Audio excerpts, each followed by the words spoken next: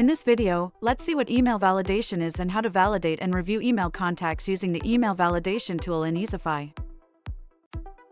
Email validation checks the accuracy of email addresses, removing invalid contacts, spam traps, and risky emails to improve deliverability and protect your sender reputation.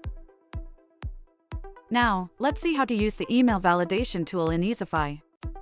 In the navigation bar, click on Email Validation under the Contact section. Then select a contact from the drop-down menu.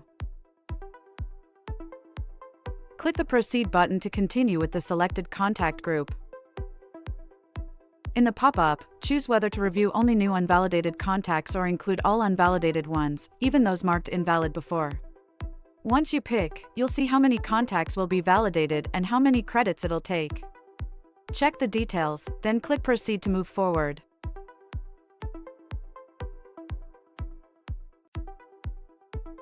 It might take a moment to complete the process. When the status changes to completed, click on the View Details to see more about the validation that is just completed.